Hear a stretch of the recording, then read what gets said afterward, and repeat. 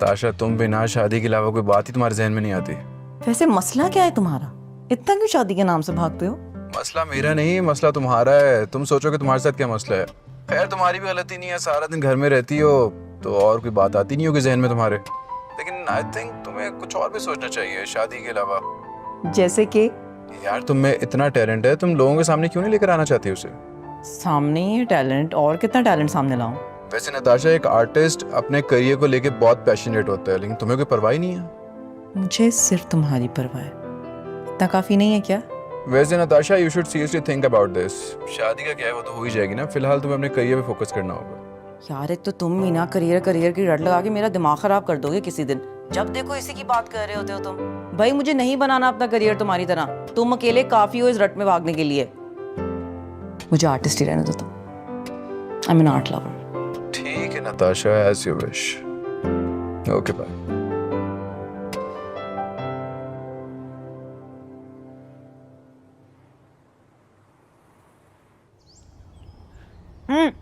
तुम फरहान से मिलने नहीं गए? क्यों, कहीं जा रहे हैं क्या? मिलता ही नहीं मुझसे, नाराज है। किससे? तुमसे? मुझसे, खुद से, अपने हालात से। और तुमने उसे अकेला छोड़ दिया होगा अपने हाल पे डिप्रेशन में जाने के लिए। क्या करूं मैं, बात ही नहीं करता मुझसे वो।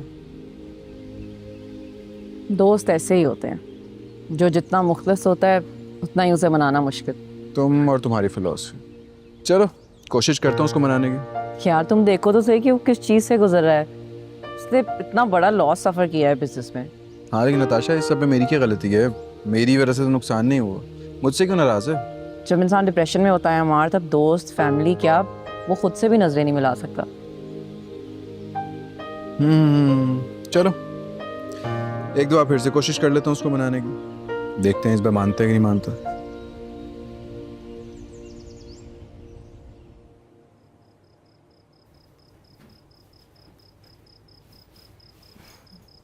आज इतनी देर लगा दी आने में?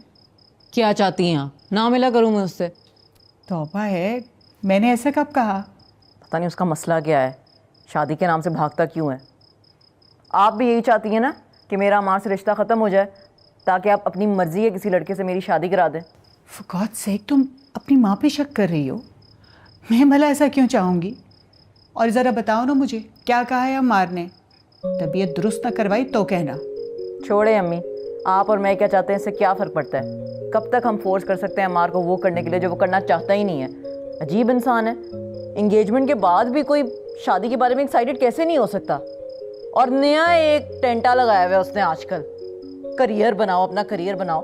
भाई मैं क्यों अपना करियर बनाऊं? अच्छा, अम्मार कह रहा था? हाँ ना, उस दिन भी हमारी इसी बात पे बहस हुई है। जब देखो एक ही बात। आखिर उसको कमी क्या है? अंकल के पास इतना पैसा है, उसके पास इतना पैसा है, पता नहीं हमारे को क्या इनसिक्योरिटी है। कभी शादी से भाग रहा होता है और कभी मुझे कहता है करियर बनाओ, मुफ्त के मशवरे। अरे करियर बनाने का ये मतलब तो नहीं है कि वो शादी नहीं करना चाहता। क्या पता वो ये चाहता हो कि उसकी बीवी का एक नाम हो और वो उस पर फख्र कर सके। ये जो लड़के बाहर से पढ़ के आते हैं ना, उनको ये हाउस वाइफ टाइप की लड़कियां नहीं पसंद जो सिर्फ खाना पकाएं और बच्चे पालें। वो सिर्फ ये चाहता है कि उसकी बीवी की अपनी रिकग्निशन हो, उसका एक नाम हो, वो एक हाउस वाइफ ना हो, बस। देखो बेटा, खुले जहन के मर्द अपनी बीवी को हमेशा एक मजबूत औरत के तौर पे देखना चाहते हैं। वो खुश होते हैं कि उनकी बीवी का एक बाइज्जत मकाम हो माशरे में। कुछ समझी मेरी भोली बेटी? बस तुम अपने काम से उसका दिल जीतो। तुम्हें पता है ना वो तुम्हारी पेंटिंग्स का कितना दीवाना है। बस एक दफ़ा जब तुम फेमस हो जाओगे ना, फिर देखो कैसे वो तुम्हारे आगे पीछे होगा और तुम पे फख्र करेगा। आई बात समझ में?